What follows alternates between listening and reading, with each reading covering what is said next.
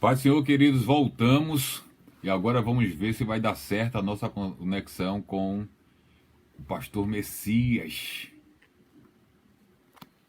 Pastor Messias Santos. Vou ver se eu chamo ele aqui.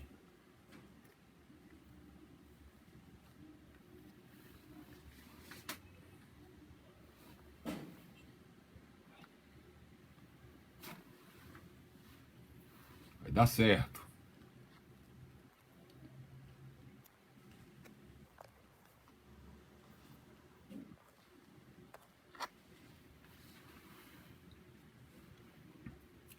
Irmã Odilma, Pai Senhor, irmão Adalberto, pessoal que estava online voltando, porque agora nós vamos ver se vai dar certo agora essa conversa com o pastor Messias.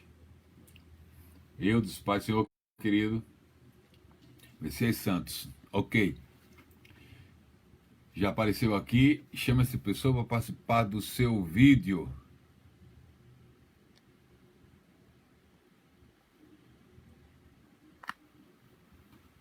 Maravilha. Aguardá-lo. Agora ele me pedir para entrar.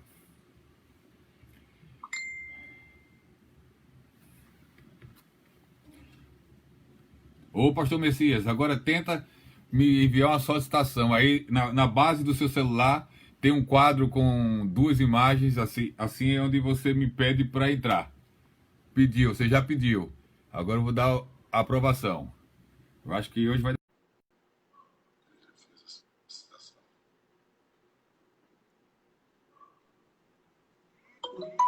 Pronto! Essa é uma sumidade tecnológica. Agora, pergunta a tua imagem. E aí, como é que tá a imagem? Tá, beleza, tá tranquilo. Eu sei que Para você tem uma você? assessora aí, nota 1000, viu?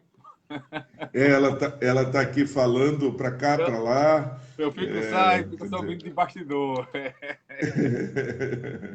É, Tá certo. exatamente. Essa imagem aqui embaixo.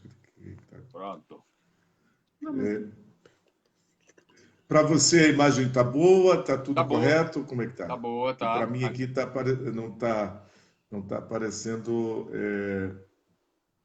Ok, agora ficou bom. Pronto. Vai, Senhor, mas. Não tá cortando, não tá, Não, o som tá bom, tá ok, paz. amém.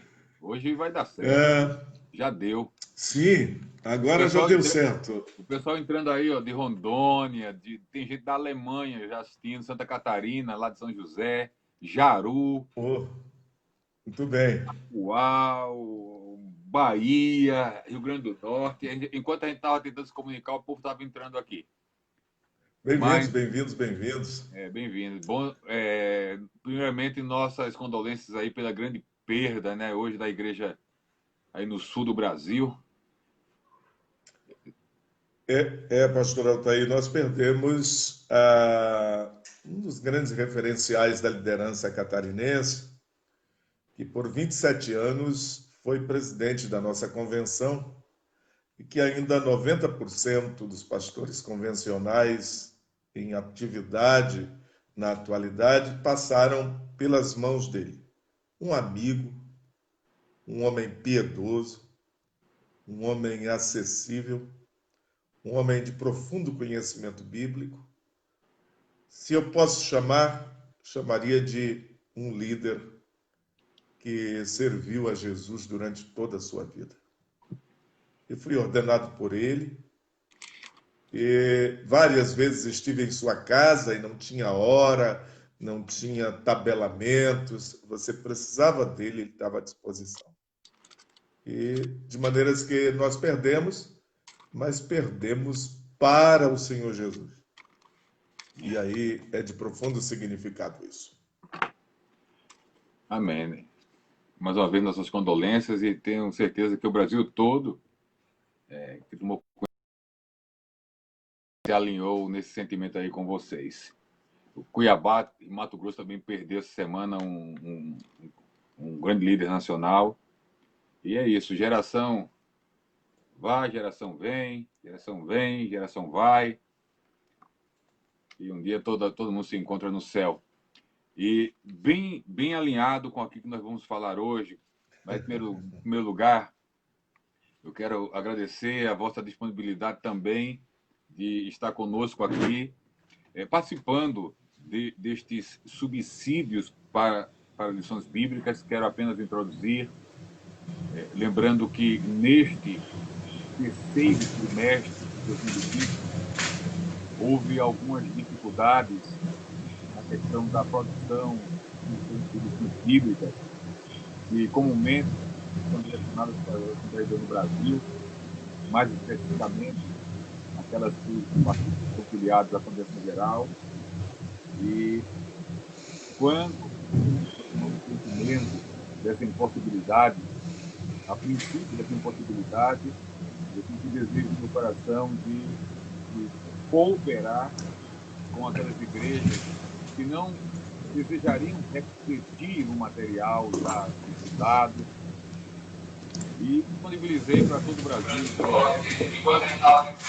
dando liberdade às igrejas de imprimirem, editarem, e graças a Deus, de norte a sul do Brasil, muitas igrejas, estados inteiros praticamente, pegaram material e produziram revistas e estarão trabalhando nos meses de julho, agosto e setembro com a lição Atos, Doutrinas e Práticas Cristãs. Foi uma ação emergencial, e graças a Deus por essa possibilidade de poder servir a igreja, inclusive num momento onde a sensibilidade das carências, das dificuldades, principalmente de ordem financeira, precisa acontecer. Com todo esse processo de pandemia, as igrejas ficaram fechadas, limitadas a um número mínimo em alguns estados de reunião, e isso, sem dúvida alguma, comprometeu aquelas entradas costumeiras para se cobrir as grandes responsabilidades e despesas fixas na igreja. Então, sim, escrevemos e distribuímos gratuitamente as revistas, e glória a Deus por essa oportunidade.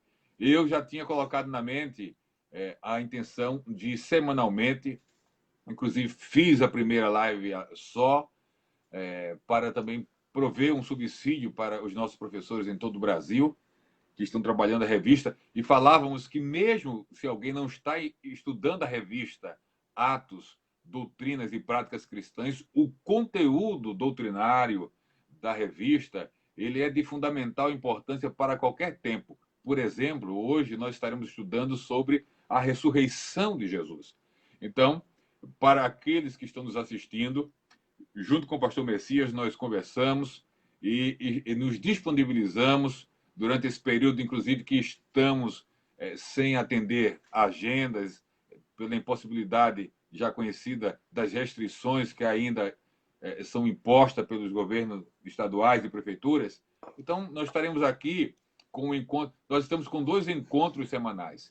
Na quinta-feira, tratando de pentecostalismo e assuntos afins, diversos, e estamos com um segundo encontro a partir de hoje, no sábado, sempre às 21 horas, para falarmos dos assuntos relacionados semanalmente a esta lição Atos, Doutrinas e Práticas Cristãs. Então, hoje é o primeiro encontro aqui, em tom de diálogo, com a participação de vocês que estão nos assistindo. Após a live, nós estaremos compartilhando, publicando e compartilhando para os professores que amanhã estarão em sala de aula, possam ainda hoje ouvir e acrescentar alguma coisa ao trabalho que eles já fizeram durante a semana, porque é importante destacar que o professor de escola dominical não pode deixar para estudar a lição no sábado à noite para estudar no domingo. É um processo diário de pesquisa, de investigação, e o que a gente faz aqui é só prover um subsídio, mais um recurso para agregar, para ser agregado aquilo que você já fez em torno de pesquisa e estudo. Então, é uma palavra introdutória. Eu queria também comprometer se você a sua palavra. Primeiro, a minha palavra é palavra de gratidão, pela visão que você teve de disponibilizar esta lição voltado para atos e práticas de tamanho significado para a vida cristã. Agradecer porque você disponibilizou essa lição.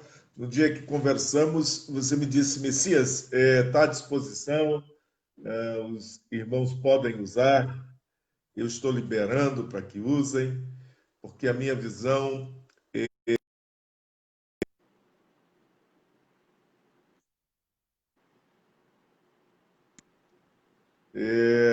E aí eu fiquei pensando, o que fazer para que os nossos irmãos aqui nos estados do Sul e em outras regiões do Brasil pudessem também ter acesso a essa lição. E foi por isso que conversamos sobre esse momento.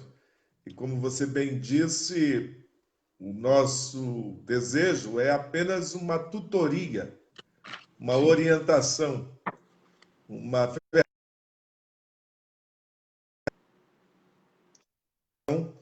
com aqueles professores que amanhã pela manhã estarão laborando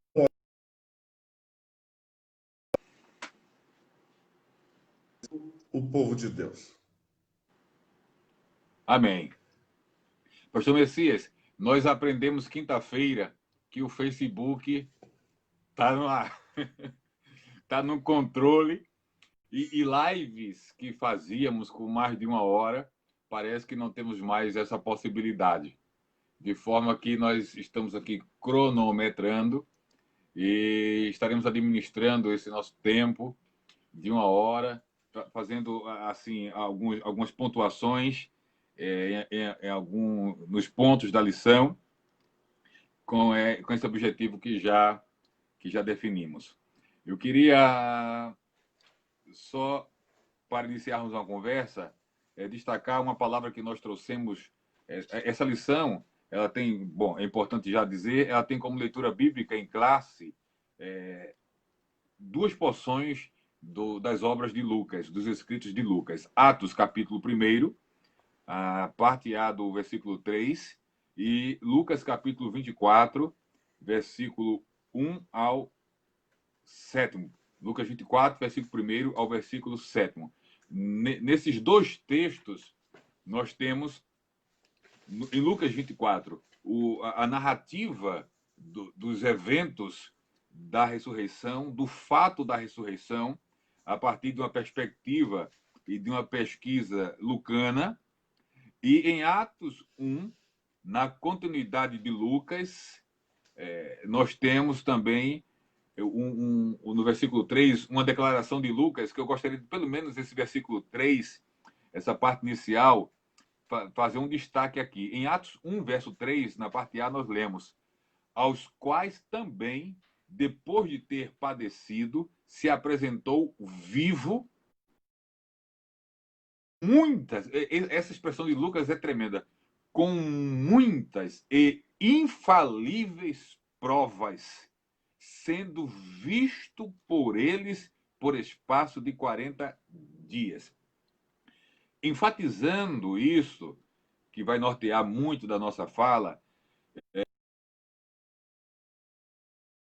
ao que nós falamos na lição passada, vamos iniciar rapidamente fazendo uma ponte com um link com a lição passada. Lucas, escritor de Atos, médico, mentalidade científica já para a sua época. Ele escreve a Teófilo e diz: Teófilo, lá em Lucas, uma investigação, sabe? Me debrucei sobre uma pesquisa, ouvi gente, coletei materiais, comparei, testei cientificamente, comprovei e está aqui. Com um detalhe: tudo isso sobre a administração de quem? Do Espírito. Um médico com exigências científicas e fidelidade científica no processo investigativo orientado pelo Espírito. Do que dá isso, Messias? Pessoal, tá aí. Deixa eu apanhar um ponto aqui, que é exatamente o que eu, olhando a lição,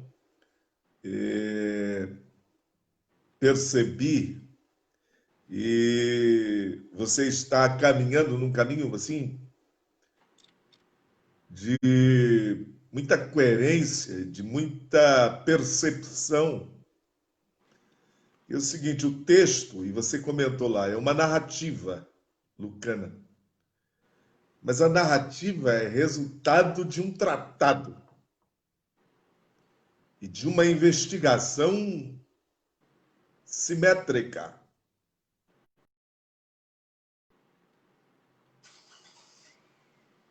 Que você falasse um pouquinho dessa investigação, dessa narrativa, desse preceito, para não perder essa linha do médico, do especialista em medicina, do profissional da saúde, do homem com formação acadêmica, dizendo que com muitas e infalíveis provas.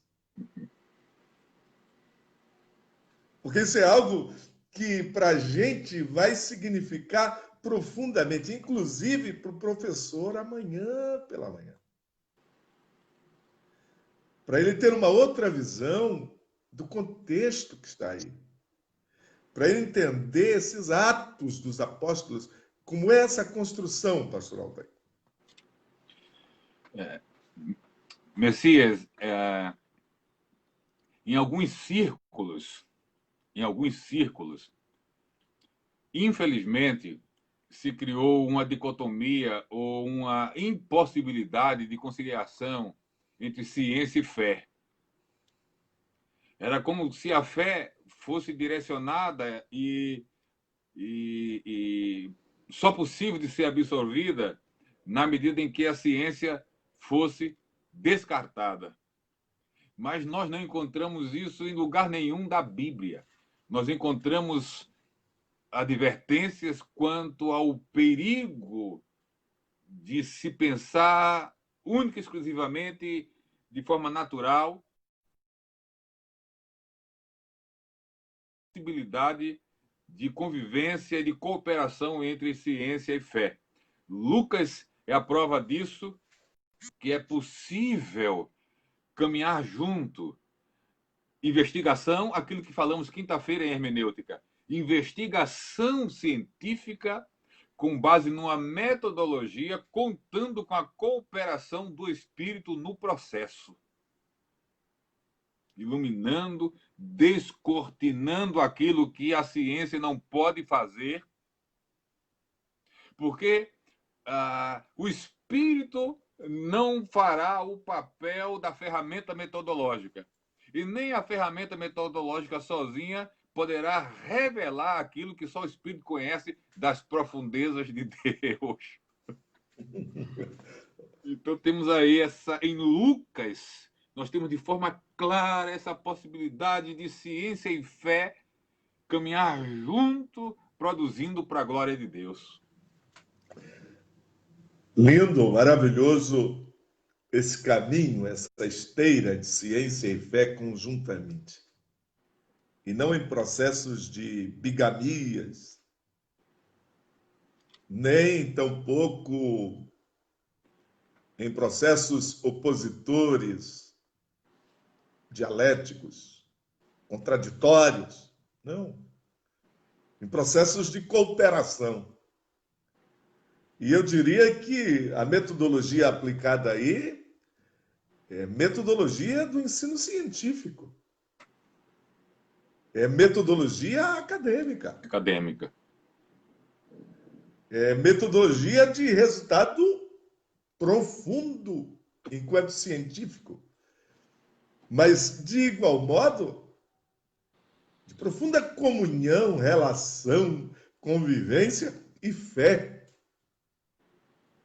Manifesta na operosidade do Espírito, que você muito bem diz, descortina a verdade, enquanto Lucas dá método, da consistência, da vigência interpretativa, faz exegese do texto e ainda traz para o texto um arcabouço de testemunho. Testemunho. Dizendo, além disso, o texto tem amparo legal, ele tem testemunho. Testemunho. E não só testemunho, ele tem provas. Infalíveis provas. Irrefutáveis. Provas que não podem ser questionadas, porque elas são infalíveis, inexoráveis. E por isso são provas. São provas. Elas não estão pautadas em instrumento de me disseram, mas em instrumento de investigação, de testemunho ocular, numa espécie de didaquê. Quando as pessoas dão testemunho, e nessa construção ele diz, foi visto. E isso é elemento sine qua non aqui, de valor último. E eu quero segurar essa expressão. Muitas e infalíveis provas. Provas. Eu vou só fechar essa questão de Lucas para nós entrarmos numa questão, que é exatamente a tentativa de desqualificar estas provas. Vamos entrar já falar sobre isso, mas eu só quero fechar fazendo uma aplicação que tem muito a ver com professores, com pregadores, que é aquela ideia assim, Jesus vai me dar, o Espírito vai me dar, vai revelar, vai me dar. Sim, vai dar. Deu para Lucas, só que deu num processo investigativo. Lucas está investigando, pesquisando, ouvindo, coletando, e o Espírito está aqui, eu estou te ajudando. Vai por aqui, vai por ali. Ele dá, mas diz, investiga, lê, estuda, que eu dou junto, caminhando junto com você. Eu não dou pronto, eu coopero na construção. E aqui, pastor, quase que na ideia de um pedagogo, o Espírito diz, você investiga. E enquanto você investiga, eu revelo a profundidade dessa palavra. Você vai a Pedro, vai a João, vai a André, vai coletando, vai ouvindo. E eu vou te orientando. Mas eu não vou dar nada pronto para você, não. Espírito não coopera com preguiça. Espírito revela do ponto de vista de fazer lembrar. Jesus nunca disse, ele vos fará adivinhar. Mas ele disse, ele vos fará lembrar. Lembrar o que a gente pesquisou, o que a gente avaliou, o que a gente buscou, o que a gente conheceu. Ele fará lembrar com profundidade de iluminação e revelação. Essa é a participação aguda do Espírito nesse processo. Pastor Messias, a ressurreição de Jesus, sem dúvida alguma, e já estamos aí pela introdução da lição, é um acontecimento histórico e fundamental, central da fé e da doutrina cristã. Eu acredito que duas coisas sofrem um ataque do reino do Espírito e das mentes humanas que não compreendem a dimensão da revelação de Deus através da sua palavra. É a própria autenticidade, autoridade da Bíblia, ou seja, tentar desacreditar as Escrituras e, dentro das Escrituras, talvez a ressurreição seja o ponto de maior ataque espiritual e racionalista. Porque se o descrédito na ressurreição, a desconstrução, a desqualificação das evidências da ressurreição fosse impossível, todo o arcabouço de fé, todo o cristianismo desabaria, porque é tão essencial a doutrina e a historicidade da ressurreição, que em 1 Coríntios 15, 12, 13, 14, essa é a ponte para falarmos exatamente das ações ou das tentativas de descrédito ou desconstrução dessa verdade. Aí Paulo diz: ora, se prega que Cristo ressuscitou dos mortos, aí Paulo diz: como dizem alguns dentre vós que não há ressurreição de mortos. E se não há ressurreição de mortos, também Cristo não ressuscitou. Aí ele fecha. E se Cristo não ressuscitou, logo, olha o raciocínio lógico de Paulo, você tem medo, né? Logo, esse aqui é o fundamento básico da filosofia. E se Cristo não ressuscitou, logo é vã a nossa pregação e também é vã a nossa fé. Ou seja, se não tem ressurreição, tudo desaba. Ele faz um raciocínio crítico e analógico, dizendo que há os que tentam desacreditar a ressurreição, e estes estão entre vós, e dizem não haver.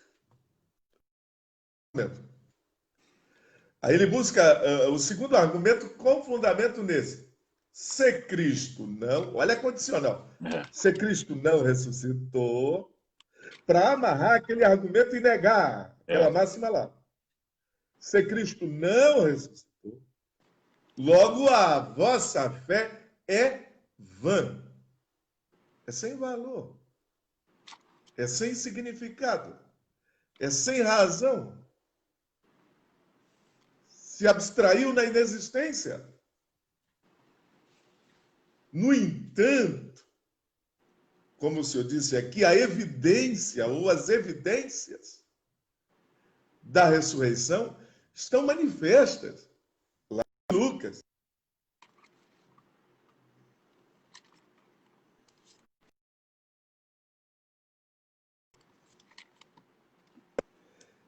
E a esperança do cristianismo e da doutrina cristã está estabelecida nos pilares da verdade. E esse é um pilar, a doutrina da ressurreição. Porque se Cristo não ressuscitou, como é que a gente vai afirmar que nós ressuscitaremos com ele, se ele não ressuscitou? Veja onde isso vai.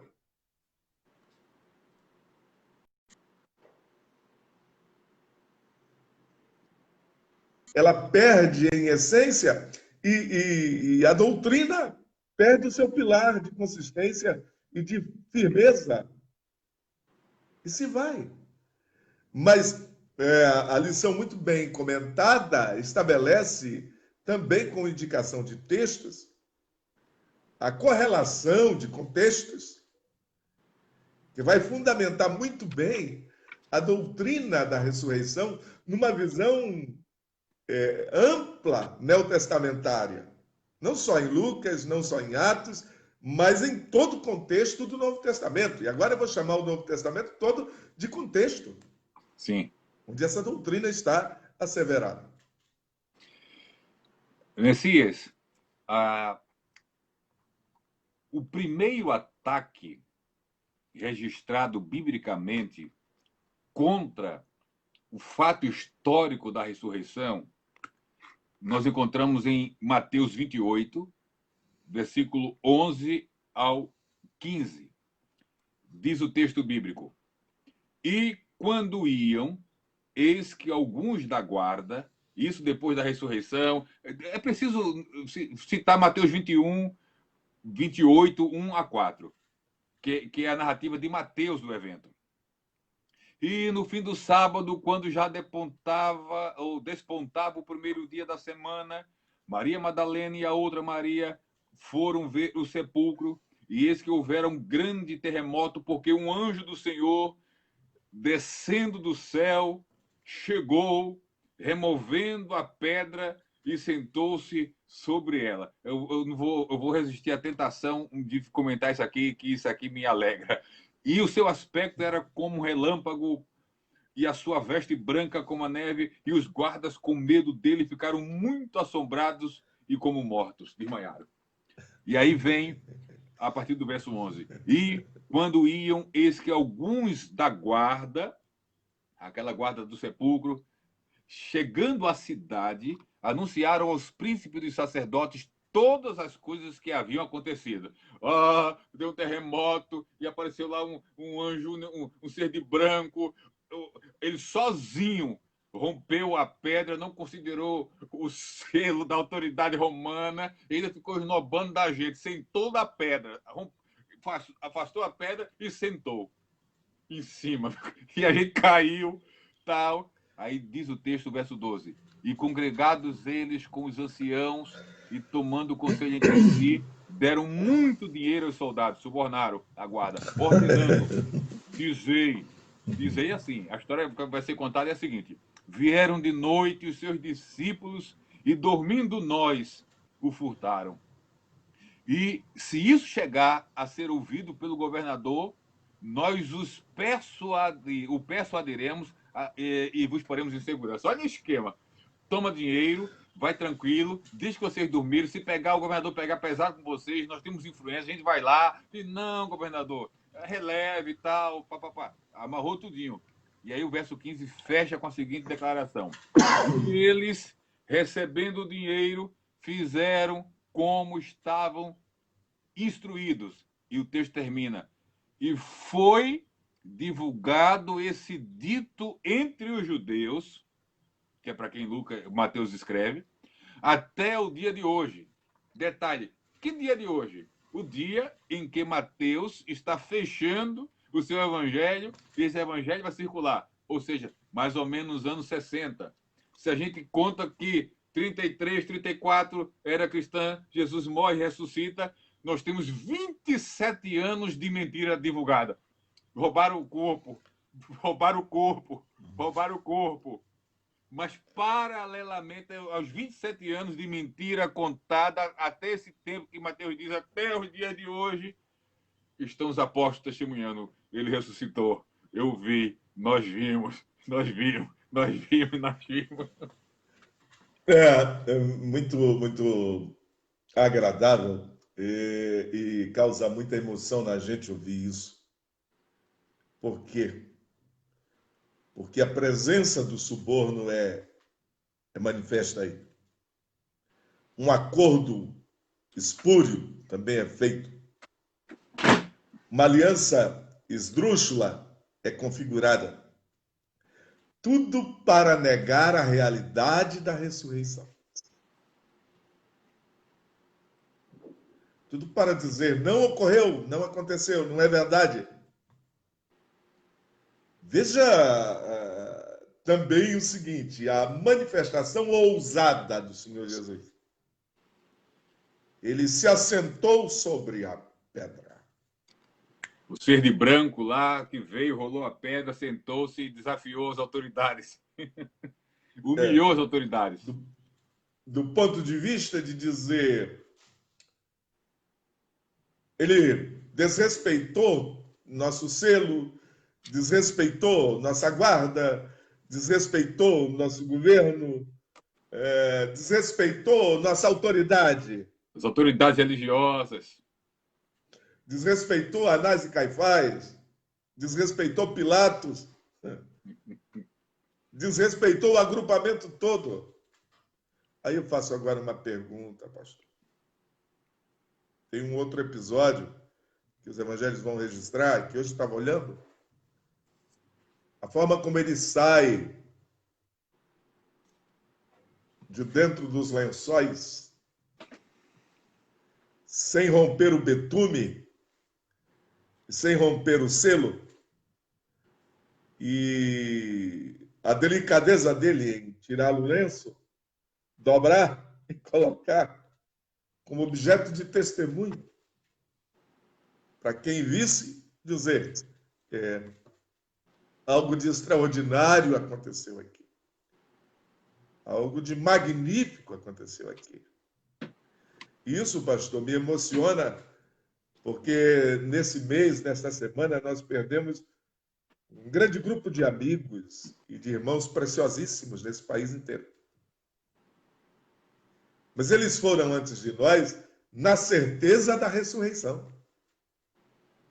Amém. E isso consola os seus entes, os seus queridos, que agora podem estar nos assistindo de diversos lugares do mundo ou do Brasil.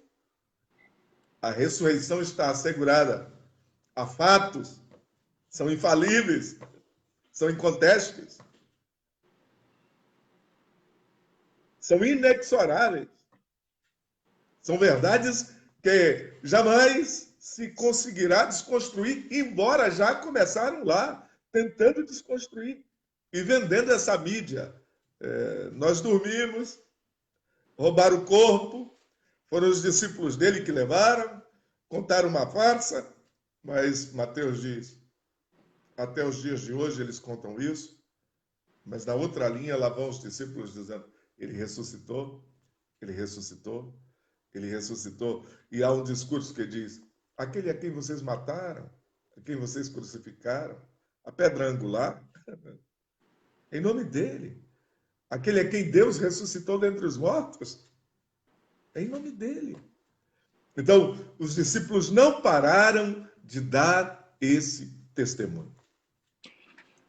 Esse fato tramado pelos líderes, pelos príncipes dos sacerdotes, se enquadra numa categoria chamada lendas da substituição ou lendas do evento da ressurreição, no sentido de tentar desacreditar o evento.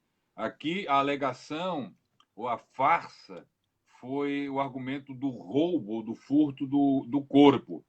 Mas ainda no século II, Basílede, um gnóstico, alegou que quem foi morto, porque negar a ressurreição é negar ao mesmo tempo a morte de Jesus. Uma coisa está atrelada à outra. E disseram o seguinte, Jesus não ressuscitou porque quem morreu na cruz não foi Jesus, foi Simão Cirineu. Aquele que ajudou Jesus, deram um jeito e enganaram a guarda, e quem foi para a cruz foi Simão Cirineu. Mas não ficou nisso. No século III, Mani da Pérsia, pai do maniqueísmo, disse o seguinte, quem foi crucificado foi o filho da viúva de Naim. Houve um esquema lá que conseguiram livrar Jesus da crucificação. E ainda no maniqueísmo, houve quem alegasse que o diabo que queria matar Jesus foi quem, na verdade, morreu crucificado. É umas coisas absurdas, mas reais. No islamismo, se afirmou que quem morreu crucificado foi Judas, o Cirineu, e um outro argumento das lendas islâmicas da substituição é que Jesus não morreu e teve um desmaio, depois ficou tudo tranquilo para negar a morte e a ressurreição. E a coisa avança para, nos tempos mais modernos, a doutrina da ressurreição sofreu um grande ataque no período do iluminismo, no contexto do liberalismo teológico, onde David Hume, cético escocês do século XVIII, vai argumentar que milagres, primeiro, não devem ser cridos por pessoas cultas e inteligentes, porque os milagres negam as leis da natureza,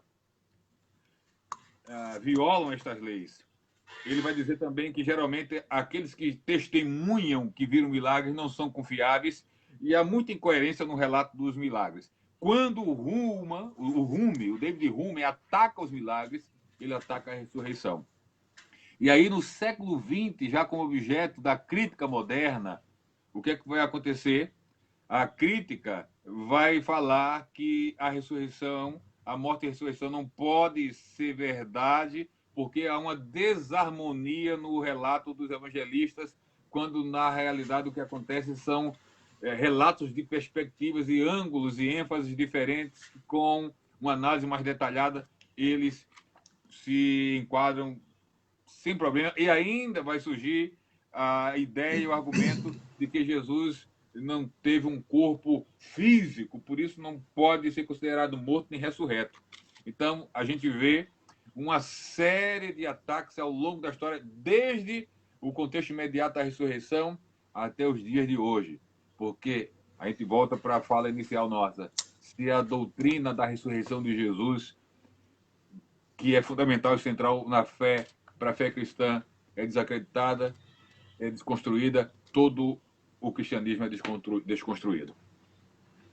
E aí é interessante pensar que a maniqueia e o maniqueu, ele trabalha em cima do pensamento gnóstico, tentando, de forma lendária, como você disse, e desconstruir a convicção da ressurreição. E eu gostaria de pontuar aqui, pastor, que essa tentativa de desconstrução, ela não é feita nos moldes como são feitas as desconstruções no contexto contemporâneo. Eram confrontos, eram contra-argumentos, eram embates públicos, às vezes, e às vezes de tribuna, e outros de texto, de maneiras que essas lendas, no preceito inicial, tentaram gerar incredulidade ao elemento de convicção da fé cristã, que é a convicção da ressurreição por testemunho dos evangelhos, que, embora em visões diferentes, como você bem disse, convergem numa unidade quando a gente olha pela mesma ótica, quando a gente começa a compreender que os elementos de pesquisa, de investigação, de busca de informação e de testemunho está voltado para mundos diferentes, para judeu, para grego, para romano, e que obedece a essas consciências. Mas o testemunho tem uniformidade. O testemunho tem absoluta convicção. O testemunho, volto a Lucas, é irrefutável. E nem a maniqueia, nem o budismo, nem qualquer outro pensamento que permeou o século I, II, III, IV, V, e nem o século XXI, conseguirá desconstruir a convicção da ressurreição estabelecida na vida do cristianismo e da Igreja de Cristo Jesus.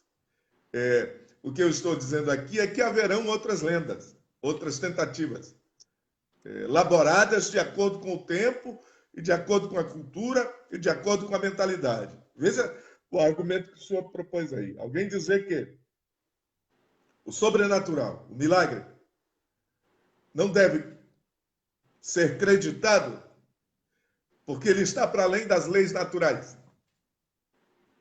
E que o que merece crédito é o que se explica pelas leis naturais.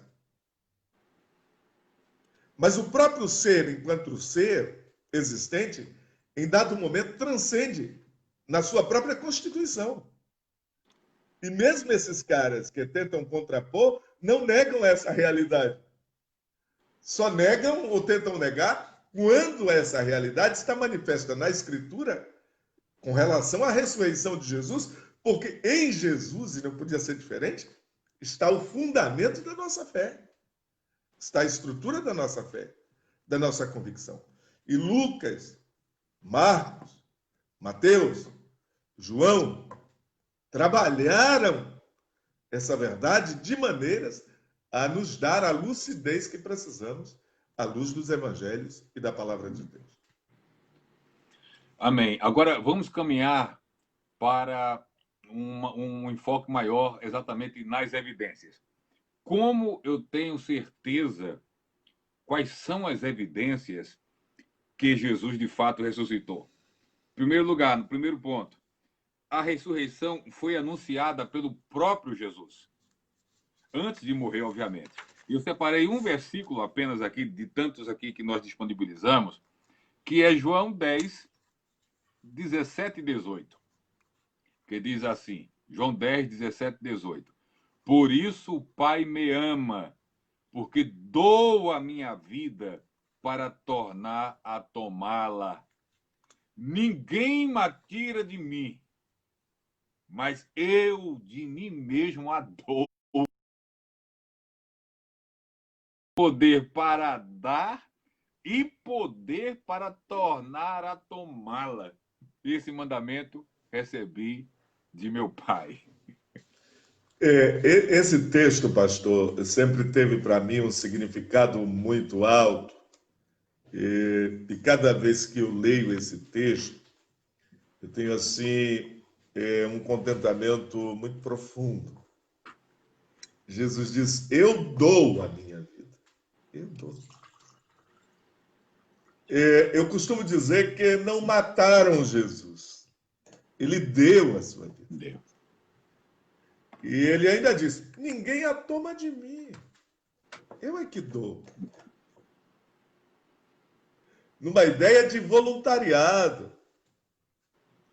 E eu dou a minha vida para agradar ao Pai no seu projeto de redenção.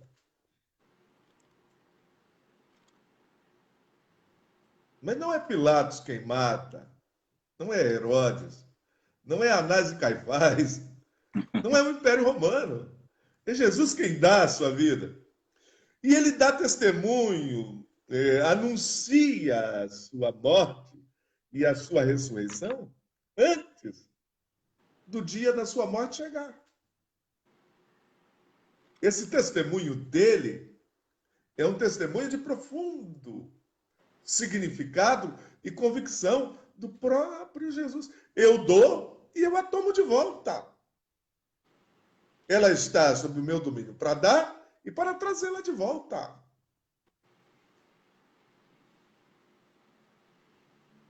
E aí Paulo busca essa referência lá e diz: como Deus ressuscitou a Cristo Jesus dos mortos, também nos ressuscitará. Olha, que negócio interessante. Do ponto de vista de que o Senhor Jesus deu a sua vida e tornou a tomar para si no processo da ressurreição. Então, esse testemunho, como evidência, faz muito significado para o professor amanhã tratar, olhar, observar bem. E, pastor Altair, eu queria até deixar uma sugestão aqui, não Sim, cortando o por favor. raciocínio, mas deixar uma sugestão de que aqueles professores que quiserem e que estão nos acompanhando, colocasse aí seu endereço. Nós vamos mandar para eles. Aí eu quero a lição, porque eu quero ensinar amanhã. A gente vai mandar para você. Manda o link, a gente manda o link. Vai mandar o link e você O vai PDF. poder ter a lição, ter em PDF, poder estudar. O que a gente quer é que você tenha possibilidades, que você tenha oportunidade, que o domingo pela manhã seu seja diferente. E o testemunho aqui é testemunho do Senhor Jesus. É Jesus que está dizendo: eu dou a minha vida e eu torno a trazê-la. Então, isso é maravilhoso para a gente. Ah, Jesus! Eu estou alegre no espírito aqui, rapaz. Coisa boa. Bom, há uma série de passagens bíblicas que o próprio Jesus fala da realidade concreta da sua ressurreição futura. No segundo ponto da lição, a gente fala sobre a ressurreição evidenciada. No primeiro ponto, eu escrevo sobre a ressurreição anunciada. No segundo ponto, sobre a ressurreição evidenciada. E aqui nós temos uma narrativa, um texto aqui que é curto, dá para mencioná-lo. Durante os 40 dias, isso aqui é o que se enquadra naquilo que Lucas disse, provas incontestáveis. Durante os 40 dias que antecederam a sua ascensão, Jesus ele se revelou a Maria, Marcos 16, 9 e 11, João 20, 14 a 28, às mulheres, Mateus 28, 9 a 10, aos 2 discípulos no caminho de Emaús, tem aí as referências bíblicas, a Pedro, aos apóstolos, aí várias referências bíblicas, e fechando essas evidências, Paulo vai escrever 1 Coríntios 15, 6, apareceu a mais de 500 irmãos de uma só vez. Será que os irmãos tiveram aí um transe coletivo? Mais de 500 irmãos só o transe coletivo é a linguagem da neurociência. E, por fim, apareceu a Paulo, e lá no final da narrativa do Novo Testamento aparece glorificado a João na ilha de Patmos. Gente, é muita gente, são muitos testemunhos oculares da ressurreição de Jesus, pastor Messias. Vamos aqui, pastor, nesta ressurreição anunciada, nesse período, 40 dias. Aqui há um arcabouço de provas amplo. Depois apareceu a Maria. Depois apareceu as mulheres. Depois apareceu aos discípulos do caminho de Emaús. Depois aparece aos seus discípulos. E finalmente é visto por mais de 500 irmãos. Como negar uma realidade dessa? Como criar um arcabouço de argumentos, ou de teorias, ou de factoides, e dizer, não, a ressurreição não ocorreu. A ressurreição não aconteceu, a ressurreição não é fato. Com todo esse arcabouço de testemunho. Primeiro, 40 dias. É você, meu caro professor, de amanhã. 40 dias. Segundo, Maria, testemunho. Depois, as mulheres, guarde isso. Depois, os discípulos de Emaús, quando naquela caminhada, eles vêm reclamando e dizendo, é hoje o terceiro dia, a gente não ouviu falar que ele tenha ressuscitado, ele prometeu, nada ocorreu, estou aqui fazendo um enredo breve. E ele se aproxima deles caminhando, e na ideia de... Esse texto para mim é fascinante. Na ideia de quem não conhece informação, de quem não lê jornal, de quem não assiste televisão, de quem não vê rede social, de quem não se informa com nada, ele pergunta e diz, do que é que vocês estão conversando? Para tanto que o contra-argumento dos discípulos contra ele é esse. Tu és estrangeiro, forasteiro, um cara desinformado, um cara que não sabe nada. O que é que tu quer? Tu não ouviu falar? Todo mundo já ouviu, tu não ouviu. E ele, com a singeleza, a suavidade que é só dele, pergunta, quais são as notícias? Qual foi o jornal de hoje? O que é que vocês leram? E aí ele não se identifica num primeiro momento, mas diz, mas não era necessário? Não foi dito pelos profetas? Olha que vaticínio! Olha que testemunho! Olha que grandeza! E aí, só lá, quando eles dizem, fica conosco, ele fica. E só na hora da ceia, do jantar, é que eles dizem, é ele. Esse testemunho, pastor, é magnífico. Essa narrativa é magnífica. E agora, como você disse, houve um apagão coletivo? Um transe. Uma alucinação coletiva? Um transe coletivo? 500 irmãos não sabem o que estão dizendo, não servem como testemunho, depois de todo esse arcabouço de testemunhos. Então, fica aqui uma observação muito interessante, porque essa narrativa dos evangelhos é altamente doutrinal, é altamente estrutural, é profundamente convicta.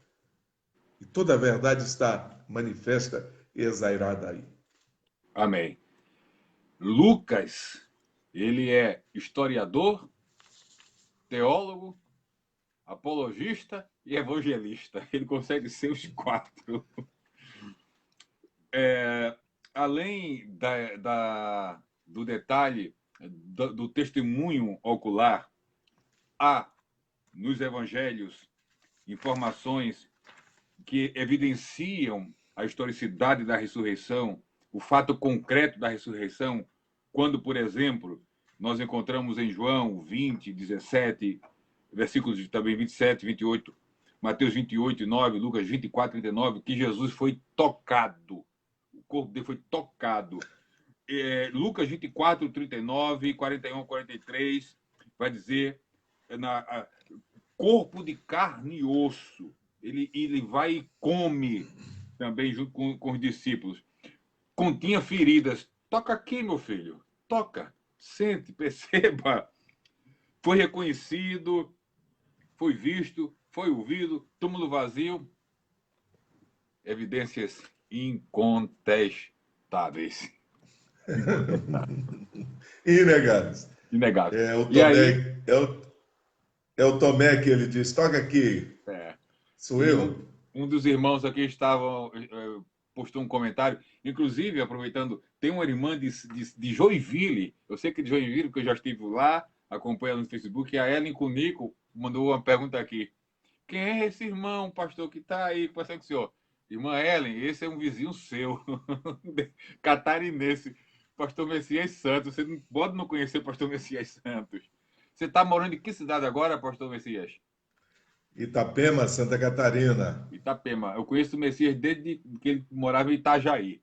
Itapema é litoral Isso. também, né? Litoral, está a 29 quilômetros de Itajaí. Mas eu morei em Joinville 18 anos. No tempo do pastor Satiro Loureiro, do pastor José Vieira, e no tempo da construção do templo que está na Avenida Getúlio Vargas, 463. E eu fui líder de jovens, fui professor de escola dominical, fui professor do Instituto Bíblico, fiz parte de escola teológica em Joinville por vários tempos, e não conheço a irmã Ellen, porque nesse momento agora eu estou assim, bastante afastado do convívio, eu não sei quando vou lá visitar meu pai, e aí volto por causa das atividades que tenho, mas tenho ido pouco às reuniões eclesiásticas da cidade de Joinville. Mas fica aqui meu carinho, minha alegria em conhecê-lo. Aqui está o Nordeste e o Sul representado aqui. E ela ficou alegre, botou aqui, ô Glória, ficou sabendo que era conterrâneo, aí ficou alegre mesmo. Pastor Messias, além de todas essas evidências, me chamou a atenção um comentário aqui, o irmão que comentou, se puder depois assim voltar e se identificar, eu não me recordo do nome, ele disse, eu também não cria na ressurreição de Jesus, até que um dia ele me apareceu na porta do quarto. Porque estamos falando de evidências bíblicas, provas documentais, a arqueologia, a crítica, o trabalho dos críticos textuais, na manipulação, na análise de fragmentos dos escritos, das cópias dos manuscritos, tudo é evidência científica, tudo. E fora isso, tem os testemunhos pessoais. O irmão disse que Jesus apareceu para ele. E eu digo que ele me chamou pelo nome por uma madrugada quando eu não o conhecia ainda. E alguém pergunta, mas como é que aquele irmão sabe que é Jesus? Soube. E o senhor, pastor, que está dizendo que Jesus falou com o senhor, como é que o senhor sabe que foi ele? Deixa eu dizer uma coisa aqui rápida. Quando Deus fala com o homem sabe que foi Deus quem falou, sem precisar de explicação de ninguém. Você só sabe, mas como é que é isso? O dia que ele falar com você, você vai saber como é que é. Essa voz de Deus para a gente, pastor, não é uma voz só para o intelecto. Essa é uma voz para o ser. É uma voz ontológica. É para o seu ser existencial e essencial. Ela se torna inegável porque Deus se dirige ao seu ser. E falando com você, te dá, claro, pelo intelecto, pela razão, pela mente, a compreensão, mas essa voz fica plasmada em você e ela é inegável. E como você diz, não me dou as explicações, mas tenho certeza, falou comigo. Então, é o caso de Paulo, como você mencionou, Sim. não é? É o caso do irmão que está aí dando testemunho na visão contemporânea. E é o caso de centenas de outras pessoas, de milhares, que hoje testemunham essa realidade. De maneiras que a ressurreição está evidenciada com muitos testemunhos, com muitas e infalíveis provas, e não podendo ser contestadas, porque são documentais, são resultado de investigação, são resultado de avaliação, são resultado de produtos arqueológicos e são resultados de testemunhos de pessoas pelo mundo inteiro. Pastor Messias, depois de anunciada pelo próprio Jesus, evidenciada pelos textos bíblicos, pelos testemunhos atuais, a ressurreição foi também proclamada, e Atos dos Apóstolos é o livro da proclamação, onde as mensagens praticamente estão centradas no fato da ressurreição.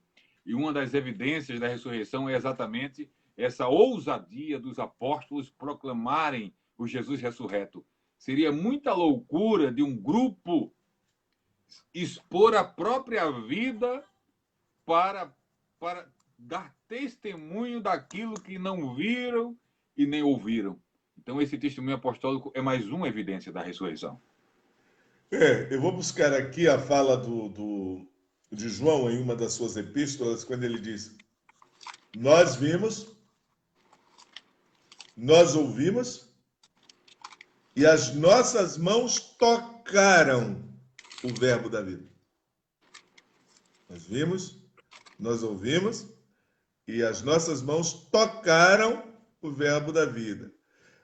Eles tinham essa convicção, não só no momento pós-nascimento e nos 33 anos de ministério, mas tinham essa convicção no momento pós-ressurreição. Porque eles viram, porque eles tocaram, porque eles almoçaram, jantaram, tomaram café com ele pós-ressurreição. E aí eles podem testemunhar com essa capacidade de proclamação e com essa segurança de testemunho. E sem titubear, sem que qualquer sombras de dúvida paire sobre a convicção deles. E a presença do Cristo ressurreto, confirmando a palavra que eles dizem com sinais, é outro elemento autenticador. Não só da proclamação, mas da convicção que eles proclamam para as gerações que estão chegando agora e que estão ouvindo o testemunho. Então, Atos dos Apóstolos é um arcabouço documental de mensagem de proclamação do Cristo no seu nascimento, na sua vida, na sua morte, na sua ressurreição e na sua ascensão ao céu. Essas questões, pastor, são muito necessárias para que os nossos professores, os nossos alunos, entendam o que se está propondo. Deixa eu fazer aqui um adendo. Eu quero elogiar também o fato de que muitas igrejas pelo Brasil aceitaram esta lição e esta proposta para não causar nos alunos aquela ideia, está repetindo um texto que a gente já estudou, e trazer uma desmotivação com esse estudo aqui. Primeiro, o arcabouço doutrinal vai ficar fixo na consciência e vai operar grandeza na vida cristã, maturidade, crescimento, desenvolvimento, e além disso, vai operar convicção da ressurreição para que eles saibam explicar com essas provas irrefutáveis que aí estão catalogadas e propostas. A intenção é essa. E isso me maravilha. Isso me deixa boquiaberto com a grandeza da Escritura e com a capacidade que Deus dá às pessoas de proclamarem essa ressurreição, porque esse ainda é o conteúdo das pregações que fazemos. E até Amém. Jesus voltar, esse será o conteúdo. Amém. Eu não sei se nós temos ainda mais 5 minutos. A hora já avançou. Nós vamos para os finalmente. Mas depois da ressurreição ensinada, com uma série de versículos escritos por Paulo, por Pedro, por João, que ampliam a doutrina da ressurreição. Enquanto Atos, a doutrina é proclamada, nas epístolas esse ensino é expandido, é confirmado e expandido, e os professores vão também poder explorar isso. E eu gostaria de deixar com você, meu amigo, não me chame de senhor, você me chamou no meio do negócio aí de senhor, eu quase cortava aqui a live na hora. A gente tem a mesma idade, 54 anos. Embora Vamos, eu estou mais novo que você, mas a gente tem a mesma idade. vamos lá. Então, Esse argumento ressurreição ensinada e você com o fechamento aí com os finalmente. há contraditos de que alguém esteja mais novo, não é? Vamos deixar essa discussão para posterior. Pastor, eu quero aqui agradecer. Nós falamos sobre ressurreição evidenciada, nós falamos sobre ressurreição proclamada, nós falamos sobre a narrativa lucana, você falou sobre todos os testemunhos e comentamos e discutimos esses testemunhos. E eu quero agradecer porque você me permitiu estar na sua sala, conversando com esses irmãos. E eu quero dizer que sempre será um prazer. E que nos sábados nós estaremos aqui outras vezes. E nas quintas-feiras, Amém. tratando daquele assunto. De maneiras que a gente vai ter 2 encontros semanais. Semanais, se Deus quiser. E quero convidar todos os nossos amigos do Brasil ou de qualquer lugar do mundo a compartilhar e a participar. E mais uma vez, meu muito obrigado a você.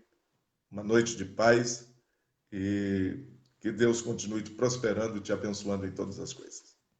Amém. Nosso pedido para quem nos assistiu é esse: compartilhe, copie o link que vai ser postado agora desse vídeo e pegue esse link, compartilhe nos seus grupos de WhatsApp, de escola dominical, mande para pastores, compartilhe também a live na sua linha do tempo, porque quanto mais a gente compartilha, mais gente nós alcançamos. Eu queria encerrar agradecendo também a todos que participaram. Tem gente do Pará, de norte a sul, leste a oeste do Brasil aqui. João 11, 25. Disse-lhe Jesus: eu sou a ressurreição e a vida. Quem crê em mim, ainda que esteja morto, viverá. Amém. Amém. Um grande abraço, meu querido. Um grande abraço a todos. E até quinta, meu amigo.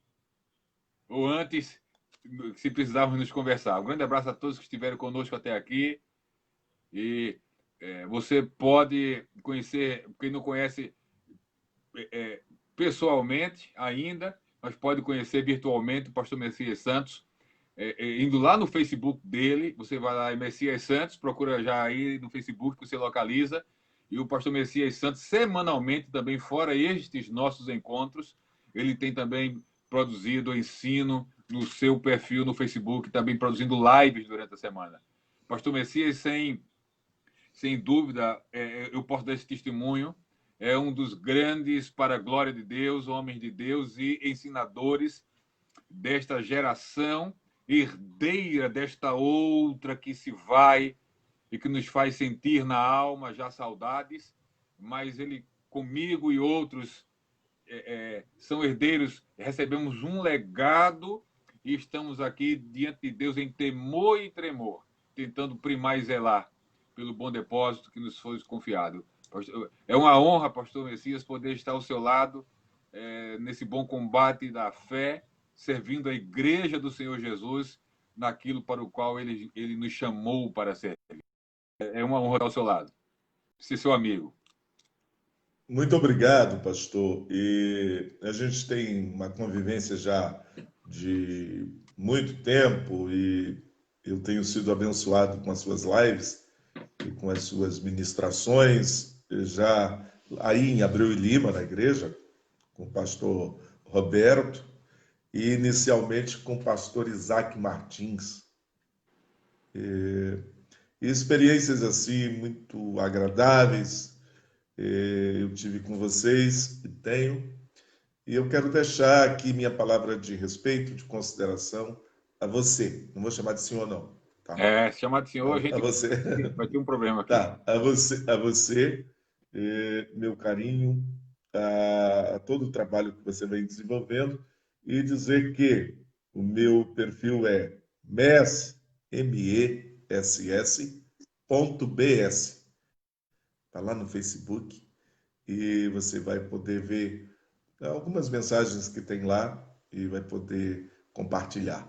E essa oportunidade que a gente está tendo, para mim, os irmãos não me conhecem nessa ferramenta virtual, porque eu não fazia nada. E você é que me aconselhou lá em Natal, nunca vou esquecer isso. Olha, foi antes, Isso? viu? Isso foi antes de Natal. Sabe onde foi a primeira conversa? Eu me lembrei essa semana que eu tenho uma foto com você. Foi em Americana, ainda na Escola Bíblica com o pastor Munhoz. Eu dei uma Muito... lá e depois em Natal.